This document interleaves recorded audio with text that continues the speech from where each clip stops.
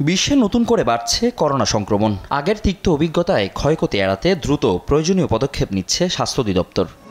হঠাৎ সংক্রমণ বেড়ে যাওয়ায় বিভিন্ন হাসপাতালে শুরু হয় নমুনা পরীক্ষা। বৃহস্পতিবার সকাল থেকে নমুনা পরীক্ষার কিট সংগ্রহে স্বাস্থ্য অধিদপ্তরে জড়ো হতে থাকে হাসপাতাল কর্তৃপক্ষ।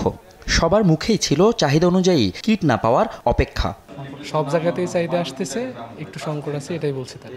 এই বিষয়ে অধিদপ্তরের সংক্রমণ রোগ নিয়ন্ত্রণ শাখার পরিচালক অধ্যাপক ডাক্তার হালিমুর রশিদ জানান, পর্যাপ্ত কিট মজুদ রয়েছে, তবে হাসপাতালের সক্ষমতা অনুযায়ী সরবরাহ করা হচ্ছে। যে হাসপাতাল 100টা বা 1000টা বা 5000 ডিমান্ড দিচ্ছে, সেই গত এক বছরে কটা পরীক্ষা করছে সেটা দেখলে আমার ডিমান্ড বুঝতে পারবো। সব হাসপাতালকে ইনস্ট্রাকশন দেওয়া হয়েছে আপনাদের হাসপাতালে করোনার জন্য আলাদা বেড ডেডিকেট করে রাখতে। এদিকে রাজধানী মহাখালীর করোনা ডেডিকেটেড হাসপাতাল পরিস্থিতি মোকাবেলায় প্রস্তুত।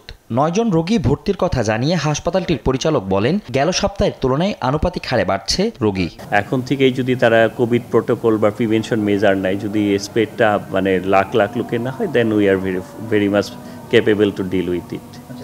করোনা প্রতিরোধে স্বাস্থ্য অধিদপ্তর মাস্ক ব্যবহার, জনসমাগম পরিহার সহ নানা পরামর্শ দিলেও সচেতন নয় সাধারণ মানুষ। মেট্রো রেল, বিমানবন্দর কিংবা স্টেশনের যাত্রী কর্তৃপক্ষ কেউই মানছে না নির্দেশনা। করোনা বাড়তেছে, মাস্ক ব্যবহার করতে, এর বিকল্প নাই, এরকম কিছু বলে নাই। আসলে হঠাৎ করে এই নির্দেশিকা দেওয়া তো, মানে মাস্ক সাথে নেই, পরবর্তীতে পড়ার চেষ্টা করব।